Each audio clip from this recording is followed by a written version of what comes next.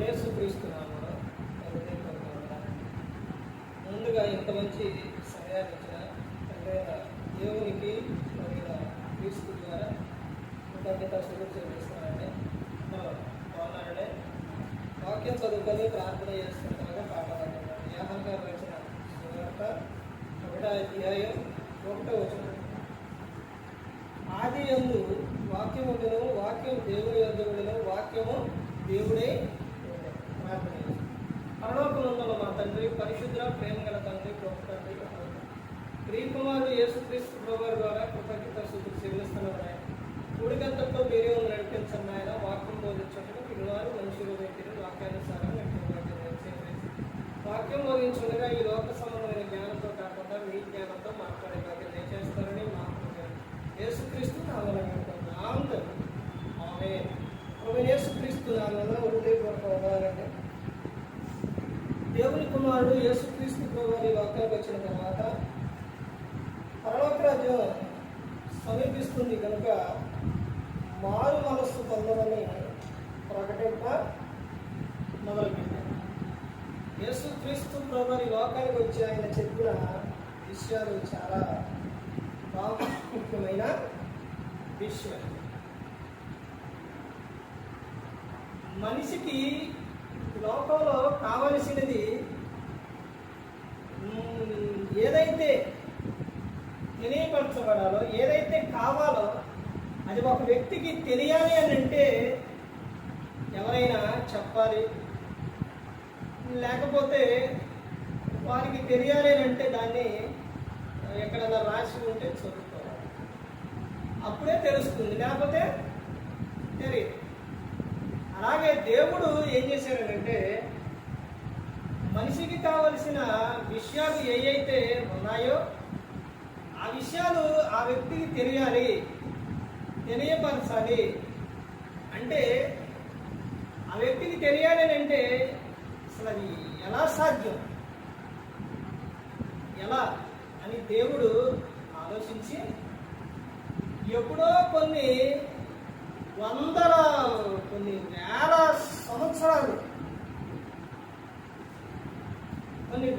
సంవత్సరాలు జరిగిన విషయాలు దేవుడు ఏం చేశారంటే బైబిల్ గ్రంథం రాకముందు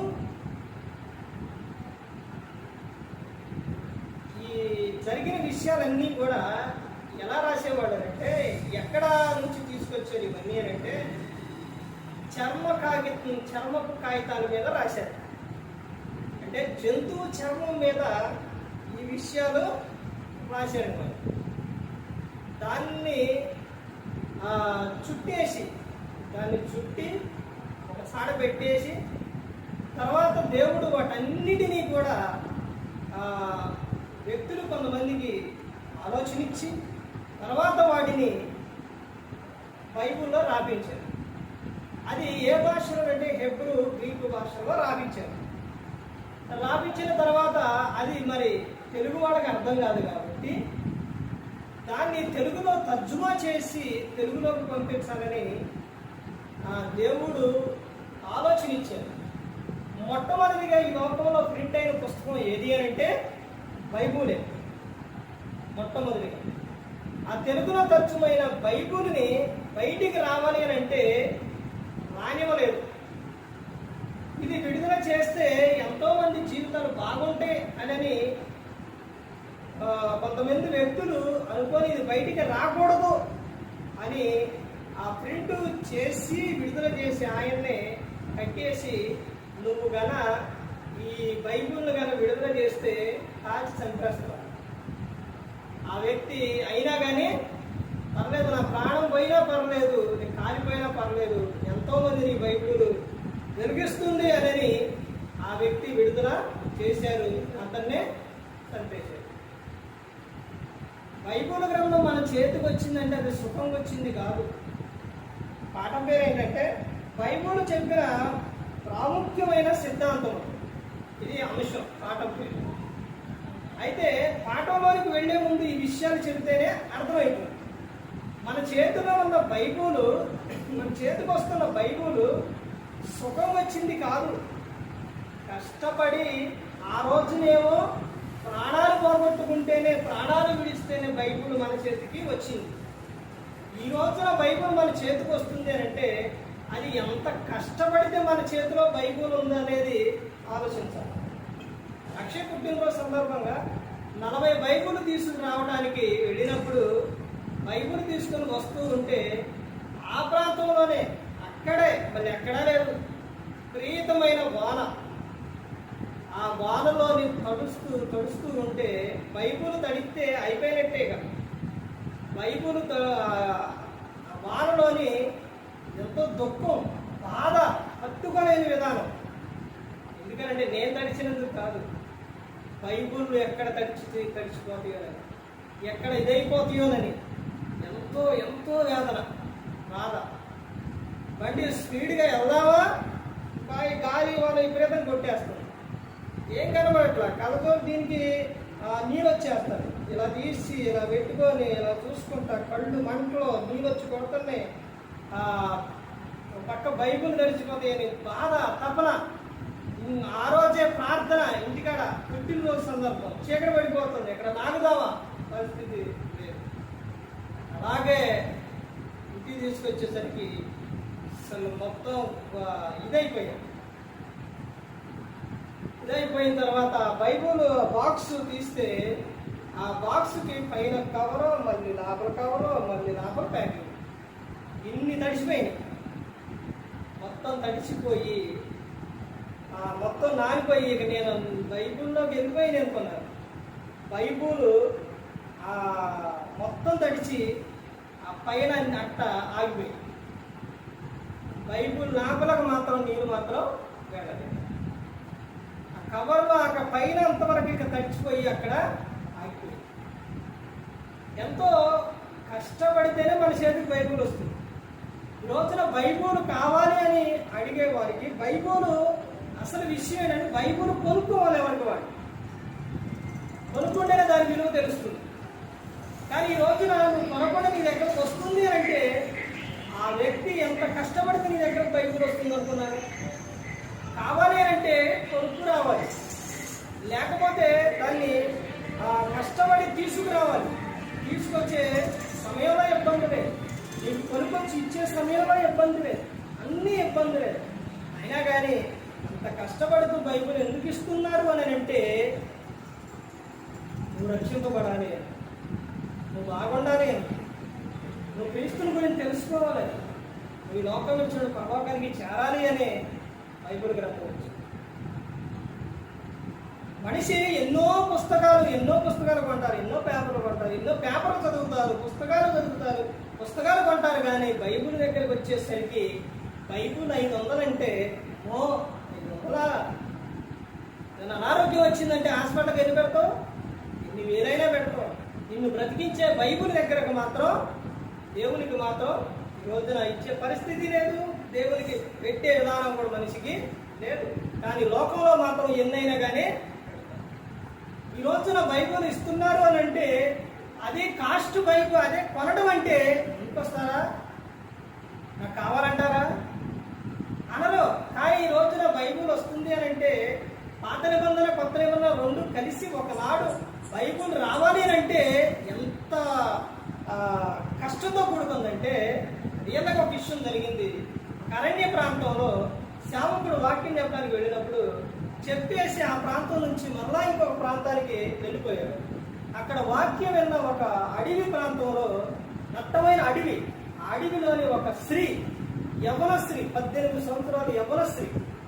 ఆ యవన స్త్రీ వాక్యం విని బైబిల్ నాకు కావాలి అని బయలుదేరి, ఎంతమంది అక్కడ చెబుతున్నా కానీ ప్రమాదం అమ్మ అడవిలోని మరి ఒక్కదాని అని చెబుతున్నా కానీ ఆ అడవిలో బయలుదేరి నడుచుకుంటా రాత్రులు పగులు నడుచుకుంటా వెళ్ళి ఆ సేవకుడి దగ్గరకు వెళ్ళి ఆ యవనస్సు ఏదో జరిగిన విషయం వెళ్ళిపోయి అక్కడికి వెళ్ళడంతోనే ఆయన షాక్ అయిపోయి, అమ్మ ఏంటనంటే అయ్యా నాకు బైబుల్ కావాలి.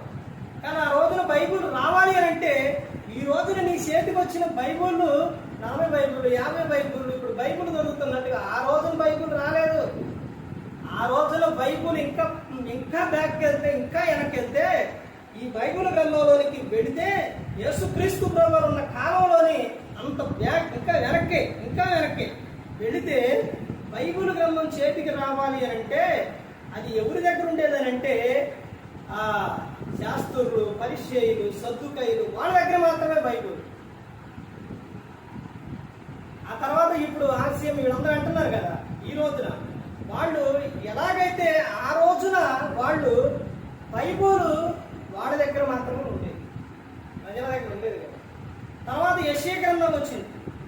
ఈ యెషయా గ్రంథం అనేది బైబిల్ పుస్తకం ఇది మొత్తం కూడా 66 పుస్తకాలు. అందులోని యెషయా పుస్తకం వచ్చేసరికి 66 అధ్యాయాలు. దానిని ఏమనేవారంటే బైబిల్ 66 పుస్తకాలు అయితే అందులో చిన్న బైబిల్ అనేవాడు.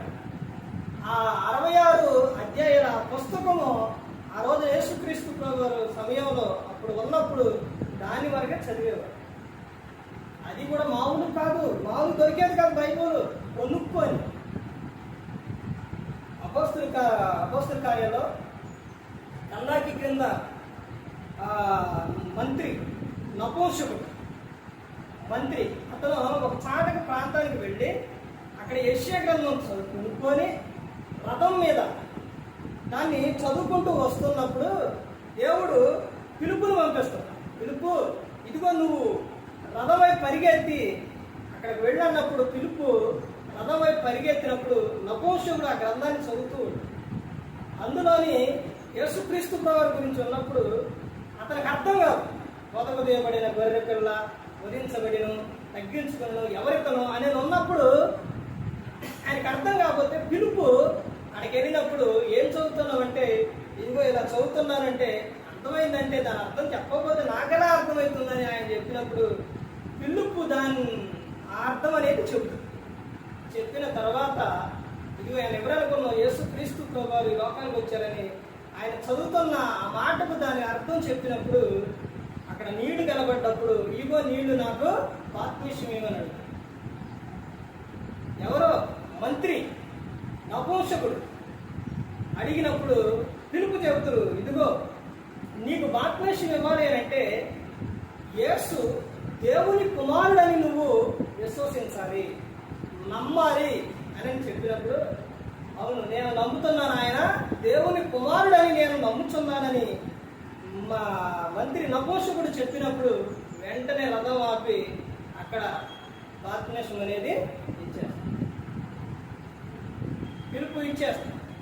ఆ తర్వాత బైబిల్ గ్రంథం అక్కడ నుంచి అలా వస్తూ తర్వాత ఇంకా తెల్లవారని లేకపోతే ఇంకా రకరకాలుగా పరిచారకులు, వ్యక్తులు వీళ్ళందరూ మొత్తం కూడా బైబిల్ రావాలంటే మిషనరీల నుంచి వాడు బయటికి రావాలంటే వాడు ముద్ర చేసి బాగా కొద్దిగా ఎవరైతే రిచ్గా ఉండేవాడో వాళ్ళకే వచ్చేది, అందరి దగ్గరకు వచ్చేది కావు.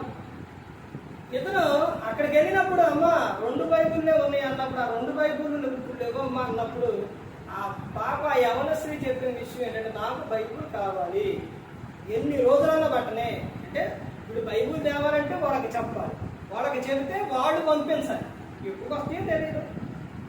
ఈ రోజున మనకి బైబిల్ కావాలంటే వెంటనే వెళ్ళి తెచ్చుకోవడం, కొనుక్కోవడం. ఆ రోజున అలా లేదు. ఆ రోజున ఎన్నో రోజులు బైబిల్ వచ్చినప్పుడు ఆ బైబిల్ తీసుకొని కానీ ఆ అమ్మాయి అక్కడి నుంచి వెళ్ళదు.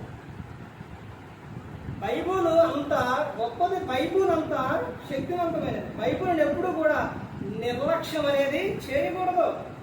బైబిల్లో ఉన్న విధానం ఏంటంటే బైబిల్ పైన ఏమో నలుపు కవర్ ఉంటుంది, మధ్యలో ఎరుపు ఉంటుంది, ఆ పైన ఎరుపు ఉంటుంది, లోపలేమో తెలుపు ఉంటుంది. దీని అర్థం ఏంటంటే నీ పాపపు జీవితాన్ని నీ పాపపు జీవితాన్ని యేసుక్రీస్తు రక్తము ద్వారా ఎరుపు, ఆ రక్తము ద్వారా పరిశుద్ధపరచబడి లోపలున్న తెలుపు జీవితం లాగా నీ జీవితం ఉండాలి అనేది బైబిల్ గ్రంథాన్ని చేశారు. అదే ఆ 3 కళ్ళల్లో అర్థం.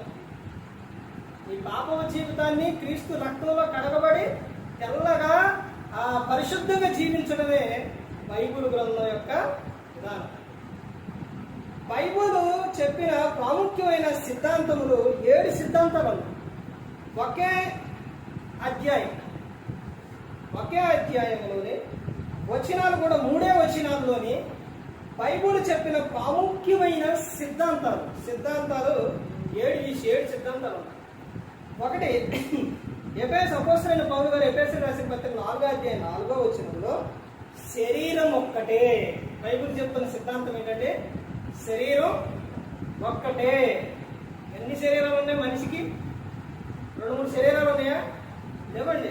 శరీరం ఒక్కటేనని బైబిల్ గ్రంథం చెప్తుంది. రెండవ విషయం ఏంటంటే ఆత్మయు ఒక్కడే. ఆత్మ, పరిశుద్ధాత్ముడు ఒక్కడే. మనలో ఉన్న ఆత్మ ఒకటే రెండా? ఒక్క ఆత్మే. తర్వాత చెబుతున్న విషయం నిరీక్షణ ఒక్కటే. మొట్టమొదటి శరీరం ఒక్కటే, ఆత్మ ఒక్కడే, నిరీక్షణ ఒక్కడే, ప్రభు ఒక్కడే. ఏమని చెప్తున్నారు? ప్రభు ఒక్కడే, విశ్వాసం ఒక్కటే, ఆత్మీయం ఒక్కటే, అందరికీ తండ్రి అయిన దేవుడు ఒక్కడే అని చెప్తారు. ఇదే బైబిల్ చెప్తున్న ప్రాముఖ్యమైన సిద్ధాంతాలు. 7 సిద్ధాంతాలు ఏంటంటే ఒకటి, శరీరం ఒకటే, ఆత్మ ఒక్కడే, నిరీక్షణ ఒక్కటే, ప్రభు ఒక్కడే, విశ్వాసం ఒక్కడే, ఆత్మీయం ఒక్కటే, అందరికీ తండ్రి అయిన దేవుడు ఒక్కడే. ఇప్పుడు మీ విశ్వాసం మీది, నా విశ్వాసం నాది అంటానికి లేదు. విశ్వాసం ఒక్కటే, దేవుడు ఒక్కడే, తండ్రి అయిన దేవుడు ఒక్కడే. ఆయన ఎక్కడున్నారంటే అందరికి పైన ఉన్నాయి. ఆయన ఒక్కడై అందరిలోని మనందరిలో కూడా ఆయన వ్యాపించు. యేసుక్రీస్తు ప్రభువారు ఈ లోకంలోని ఆయన శరీరధారి అయి ఉన్నప్పుడు అక్కడున్న వ్యక్తులను స్వస్థపరిచారు, అక్కడున్న వ్యక్తులకు కనబడ్డారు. ఆ విధంగా యేసుక్రీస్తు ప్రభువారు ఉన్నారు. తర్వాత ఆయన కాలం పూర్తయిన తర్వాత అక్కడ నుంచి ఆయన వెళ్ళిపోయిన తర్వాత ఆయన శరీరధారి అయి ఉన్నప్పుడు అక్కడ వరకే ఉండవు. ఎక్కడ వరకే? ఇశ్రాయేలు దేశం, ఆ ప్రాంతం వరకే కనబడ్డాడు యేసుక్రీస్తు ప్రభువారు. ఎప్పుడైతే ఆయన సిలువేశారో, చనిపోయారో, తిరిగి లేచారో, తండ్రి వద్దకు వెళ్ళారో, ఇప్పుడు అందరిలోనూ వ్యాపించి అన్ని చోట్ల భూప్రపంచం మొత్తం కూడా ఆయన ఏమై ఉన్నాడు? అన్ని ప్రదేశాలు, అన్ని చోట్ల అందరిలో ఉన్నాడు. ఎక్కడ 2-3 నా నామమున కూడి ఉంటారో అక్కడ నేను ఉంటాను అని చెప్పారు. ఇప్పుడు ఎక్కడ ఉంటాం? యేసుక్రీస్తు కనబడుతున్నారా? దేవుడు కనబడితే మనిషి ఉన్నాడు. మీకు ఒకసారి ఒక ఉపమానం చెప్పారు. దేవుడే వచ్చి రక్షించాలి. ఈ విషయం చెప్పారా? ఒకసారి చెప్పారు. ఆ విషయం ఎలాగంటే మరలా ఒకసారి గుర్తు చేస్తారు. ఒక వ్యక్తికి ప్రమాదం వచ్చింది. వ్యక్తి వరద వచ్చి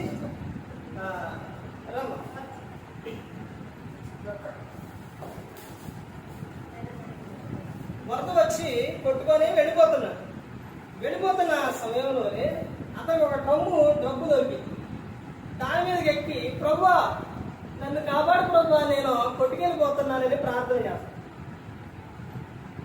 ప్రార్థన చేస్తే ఆలకించే దేవుడు, వినే దేవుడు ఆయన ప్రభు. పిలిస్తే పలికే దేవుడు. ప్రమాదంలో ఉండి పిలిస్తే రాడా? వస్తారు. ఎలాగంటే ఆయన చెప్పిండు కదా, బైబిల్లో చెప్పారా? చెప్పారు. నువ్వు పిలిస్తే నేను వస్తాను, నేను నీకు సమీపంగా ఉన్నా, దగ్గరగా ఉన్నా, నాకు మొరపెట్టు, ఇవన్నీ చెప్పారు దేవుడు. మొరపెట్టినప్పుడు దేవుడు వింటారు. అదే విధంగా ఆయన మొరపెడితే దేవుడు విని, ప్రభా నేను ప్రమాదంలో ఉన్నాను, నన్ను కాపాడు ప్రభు అంటే వెంటనే ప్రభు ఏం చేసిందంటే హెలికాప్టర్ పైన వచ్చి, ఆ పై నుంచి వాళ్ళు బాగా వరద ఎక్కువైపోతుంది, పై నుంచి వేసి, బాబు రా రా అంటే నేను రాను, నేను దేవునికి ప్రార్థన చేసే దేవుడు వస్తారు, ఇప్పుడు నన్ను కాపాడుతున్నాడు. అట్టగా బాబు రా బాబు అంటే కుదరదు, దేవుడే రావాలి అని ఆడేం చేసి ఎంతసేపు ఉంటారు, వెళ్ళిపోయారు. ఇదే వరద ఎక్కువైపోతుంది.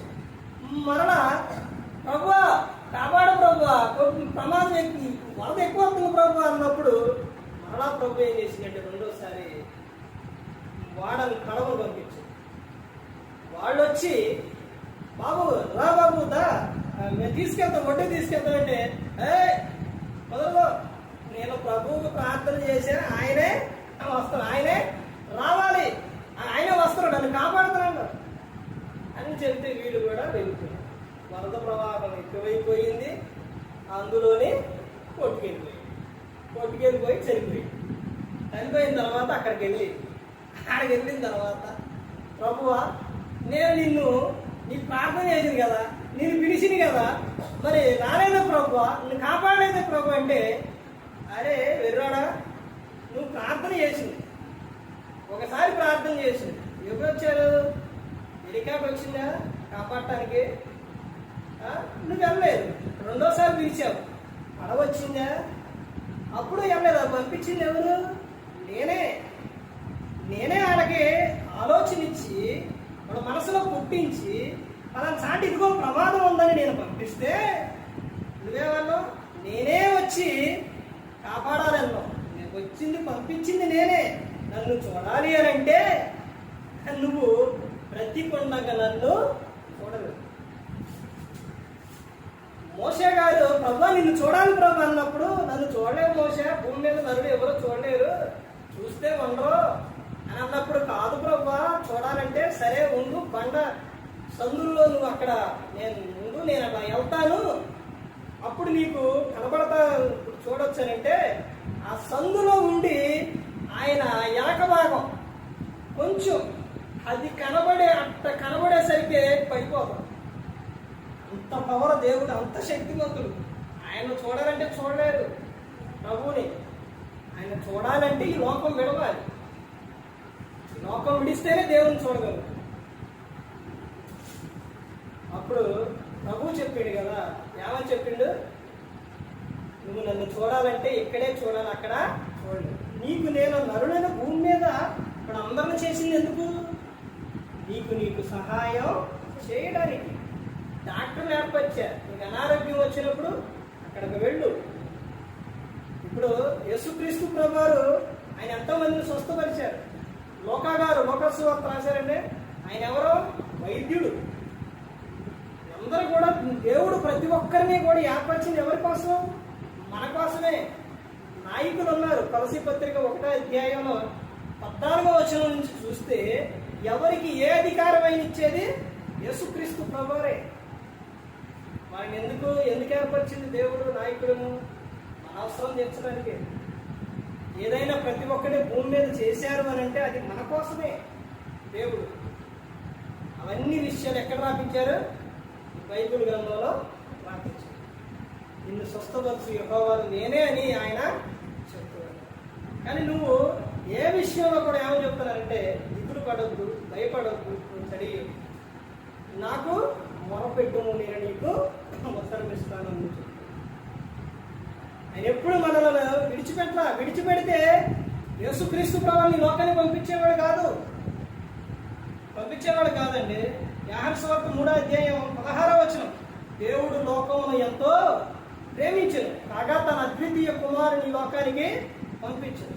ఎందుకు పంపించారు ఆయన్ని ఈ లోకానికి? ప్రతి ఒక్కరూ నిత్య జీవం చేరాలని. ఎలా నిత్య జీవం చేస్తారనంటే యేసుక్రీస్తు ప్రభువారి పట్ల విశ్వాసం ఉంచినప్పుడు నిత్య జీవం చేస్తారు. నువ్వు ప్రతి ఒక్కటి తెలియపరచాలి, నీకు ప్రతి ఒక్కటి తెలియాలనే దేవుడి గ్రంథాన్ని ఇచ్చాడు. బైబిల్ చెబుతుంది, ప్రపంచ భవిష్యత్తు బైబిల్ చెబుతుంది. చట్టానికి ఆజ్ఞలు ఎక్కడి నుంచి వచ్చినాయి? ఈ గ్రంథంలో నుంచి వచ్చిన ఆజ్ఞలే, గ్రంథంలో ఉన్న ఆజ్ఞలే చట్టం పెట్టుకుంది. ఈ రోజున శాస్త్రవేత్తలు 365 రోజులు, సంవత్సరానికి 365 రోజులేనండి, అందులోని 364 రోజులే వస్తున్నాయి. ఒక రోజు మిస్ అయిపోయింది. శాస్త్రవేత్తలు ఈరోజు ఎలా మిస్ అయిందని ఎన్నో గ్రంథాలు చూశారు, ఎన్నెన్నో చోట్ల తిరిగారు, ఎక్కడెక్కడికో వెళ్ళారు, ఎక్కడ దొరకలా జవాబు. ఎక్కడ పిచ్చెక్కిపోతుంది వాళ్ళకి. ఇదేంటి సంవత్సరానికి అన్ని ఎప్పుడు ఎన్ని సంవత్సరాలు చూసినా, ఇప్పుడు 100 సంవత్సరాలు చూసినా, 1000 సంవత్సరాలు చూసినా 365 రోజులు. కానీ ఒక సంవత్సరంలో మాత్రం 364 రోజులే వస్తుంది. ఒక రోజు ఏమైపోయింది అని శాస్త్రవేత్తలు ఎంత ఆలోచించినా కానీ వాళ్ళకి జవాబు దొరకలేదు. అప్పుడు వాళ్ళు ఎక్కడికి వచ్చారంటే, అన్ని గ్రంథాలు చదువుకుంటూ వచ్చిన తర్వాత బైబిల్ గ్రంథానికి కాడికి వచ్చారు. ఈ బైబిల్ గ్రంథం కాడికి వచ్చిన తర్వాత ఆ ఒక్క రోజు ఎలా మిస్ అయ్యిందో, ఆ ఒక్క రోజు ఎలా లేకుండా పోయిందో అప్పుడు తెలిసింది వాడు. ఎలా తెలిసింది? ఆ ఒక్కరోజు ఏమైపోయింది? దేవుడు ఆపు చేసేసాడు ఆ ఒక్కరోజు. ఎలాగాడు? యెహోవా నీ నామం ఎంతో బలమైనదని పాట ఉందా? ఆ పాటలోని యెహోషువ ప్రార్థించగా సూర్య చంద్ర నక్షత్రంలోని దేవుడు ఏం చేసిండు? ఆపేసాడు. రోజుకి 24 గంటలు. సూర్యుడు అటు నుంచి ఇటు వస్తే 12 గంటలు అయిపోయింది. చంద్రుడు మరలా అటు నుంచి ఇటు వస్తే 12 గంటలు. ఒక రోజు అయిపోతుంది. కానీ దేవుడు వాటిని ఏం చేసిండు? ఆపేసిండు. సూర్య చంద్ర నక్షత్రాన్ని ఆపేసినప్పుడు ఆ రోజు ఏమైపోయింది? లేకుండా పోయింది. అప్పుడు అర్థమైపోయింది, దేవుడు ఒక రోజుని ఇలా లేకుండా ఇలా ఆఫ్ చేశారా అని బైబిల్ గ్రంథం చదివినప్పుడు వాళ్ళకి అర్థమైంది. బైబిల్ గ్రంథం చదివినప్పుడు నీ సమస్యకు పరిష్కారం దొరుకుతుంది. నువ్వు ఎక్కడికి వెళ్ళినా దొరకదు. బైబిల్ గ్రంథాన్ని దగ్గరకు వచ్చినప్పుడే. బైబిల్ గ్రంథం చాలా మంది ఎక్కడ పెట్టుకుంటారంటే తల కింద పెట్టుకుంటారు. ఎందుకు పెట్టుకుంటారు? భక్తితో పెట్టుకుంటారా? భక్తితో పెట్టుకుంటే నెంబర్ 1 ఉంటుంది. భక్తితో పెట్టుకోరు, భయంతో పెట్టుకుంటారు. దెయ్యాలు వస్తాయి, బోధాలు వస్తాయి, లేదా భయపడు తల కింద పెట్టుకుంటారు. నువ్వు భక్తితో పెట్టుకుంటే బాగుంటుంది. భక్తితో ఎలా ఉండాలంటే, ఎలా బైబిల్ గ్రంథాన్ని ఎలా చూడాలంటే, బైబిల్ గ్రంథం నీ గుండెల మీద ఉండాలి. ఎక్కడ ఉండాలి? గుండెల మీద ఉండాలి. తర్వాత బైబిల్లో ఉన్న వాక్యం ఎక్కడ ఉండాలి? హృదయంలో ఉండాలి. వాక్యం నీ హృదయంలో ఉండాలి, బైబిల్ నీ గుండెల మీద ఉండాలి. అది భక్తి. చాలా శక్తివంతమైనది బైబిల్. బైబిల్ గ్రంథాన్ని ఇప్పుడు నేను 3500 మెసేజ్లు మాట్లాడాను.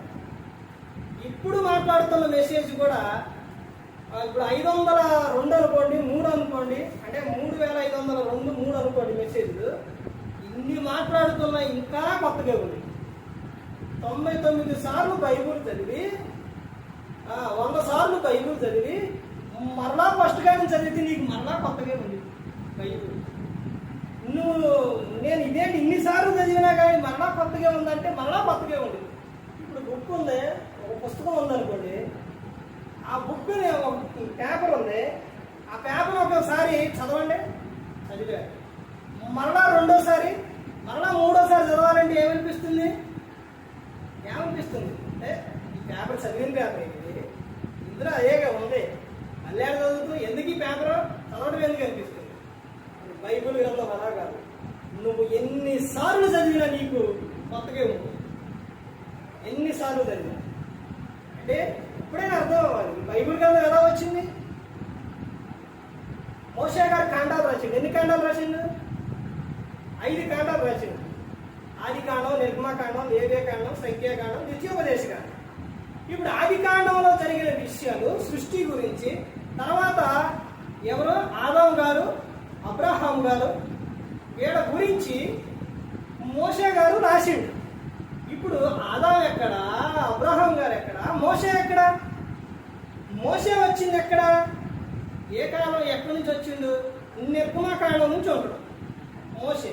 అంటే ఈ ఆది కాలంలో జరిగిన విషయాలు ఎంతమంది ఉన్నారు? చాలా మంది ఉన్నారు.